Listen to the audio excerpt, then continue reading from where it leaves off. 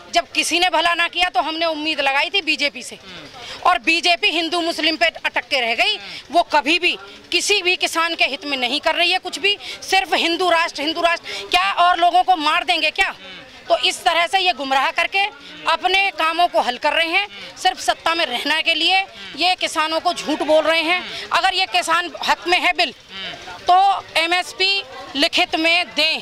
तो जो कांग्रेस कर रही थी वही आप कर रहे हो, तो फिर आप मेरे कांग्रेस में अंतर ही क्या रहा, फिर तो कांग्रेस को ही आ जाना चाहिए, फिर बीजेपी का क्या फायदा है।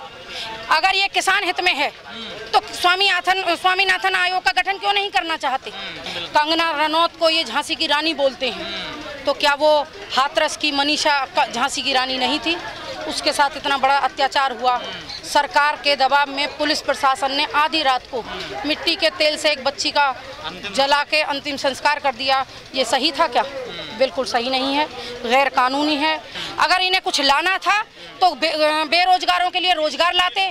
आज हर व्यक्ति प्रताड़ित है, जो बच्चों की फीस के लिए प्रशासन पर स्कूल प्रशासन दबाव बना रहा है, स्कूलों में बच्चों को एंट्री न देने की धमकी दे रहा है, उस पे लाते, उनकी फीस माफ कराते।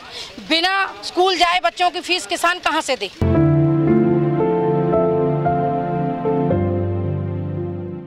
मैं ये बताना चाहती हूँ भाई आपको कि मैं गीता भाटी किसान एकता संघ की राष्ट्रीय अध्यक्ष हूँ, और जो सरकार कह रही है कि ये जो बिल उन्होंने पास किया है अच्छा है, कैसे अच्छा है? किसानों के हित में एमएसपी जो उन्होंने बोला कि एमएसपी हम लोग देंगे, एमएसपी उन्होंने बर्बली बोला है, कहीं भी बिल में लिखित में नहीं है। पहली चीज़ तो ये किसान विरोधी हुआ। दूसरा, पहले क्या था कि छोटे मझले किसानों का जो, या बड़े किसान कह लो, जो हम फसल थी वो हम अपने आढ़तियों को बेचते थे। अब एक हर चीज़ को प्राइवेट कर देने से कभी भी किसान खुशहाल नहीं हो सकता। आज अडानी अंबानी खरीदेंगे, किसी 20 कुंटल गेहूं को खरीदने के लिए अडानी अंबानी क्यों आएगा? बिल्कुल नहीं आएगा। अब वो मझला किसान जो उस आड़ती को देता था और 4 रुपए के कर्ज भी ले लेता था और अपने काम और रोजगार चलाता था, वो सारी चीज़ें ख़त्म कर दी गई। दूसरा, जो किसान के विरोध में इन्होंने एक और आदेश पारित कर दिया कि भाई किसान या जो भी व्यापारी है वो अपने माल को स्टोर कर सकता है। अब ना तो किसान पे इतनी ताकत है, हाँ, ना तो इस चीज़ में किसान की ताकत है कि वो जमाखोरी कर सके, क्योंकि किसान तो कर्ज तले वैसे ही दबा हुआ है। इन्होंने बिल माफ़ करने की कह के बिल नहीं माफ़ किए, कुछ भी करने के लिए मदद नहीं की। इससे कालाबाजारी बढ़ेगी, महंगाई बढ़ेगी अगर स्टोरेज होगा तो।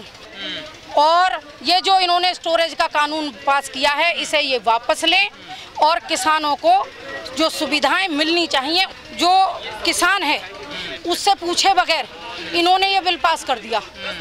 आज की डेट में जो कोरोना महामारी का दौर चल रहा है, इतनी क्या ज़रूरत पड़ गई थी कि इस बिल को पास करने की? जब किसान ना होता तो ये आज की देश में जो ये कोरोना महामारी से जो लोग उद्योगपति से लेके सब लोग नेता और ये सब लोग हैं, ये सब लोग भूखों मर जाते। किसान के पालने से ही ये आज जिंदा हैं। ये देश जिंदा है किसान से। अगर किसान नहीं होगा तो इसे कोई नहीं पूछेगा ये देश में, फिर उसे लिखित में क्यों नहीं दे देते? हम तो कह रहे हैं कि अगर उन्होंने कहा है कि दें तो इसे बिल में रजिस्टर्ड करा के दें, हमारी ये मांग है।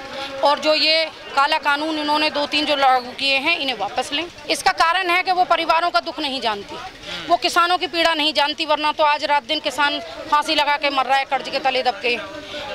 जब देश की नारा दिया था इन्होंने देश के लिए कि बेटी बचाओ बेटी पढ़ाओ, ऐसे नारे इनके फेल हो गए। आप मीडिया बंधु हैं, आप सब लोग देख रहे हैं कि रात दिन महिलाओं के साथ दुराचार हो रहा है। देश के विरोध में चल रही है सरकार सिर्फ उद्योगपतियों के हक में है। ये हम मांग करते हैं किसान एकता संघ की राष्ट्रीय अध्यक्ष होने के नाते कि अपने जो काले कानून उन्होंने लागू किए हैं उन्हें हटाए और जो बेरोजगार हैं उनके रोजगार की सुविधा करें। आगे क्या करेंगे? हम धरना प्रदर्शन जारी रखेंगे, दिल्ली जाएंगे, लड़ना पड़ेगा लड़ेंगे, मरना पड़ेगा मरेंगे, हम प्रयास अपना नहीं छोड़ेंगे। 2020 आते आते तो आधे गुना भी नहीं रही है, लागत तो दोगुनी हो गई है। लगता है कि 2022 में किसान मर ही जाएगा। 6,000 रुपये में 2,000 रुपये तिमाही में कौन सा परिवार चल सकता है?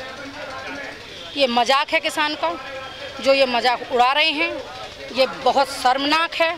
हम इसकी घोर निंदा करते हैं। जो सरकार किसान हितैषी नहीं, वो सरकार उखाड़ के फेंकी जाएगी।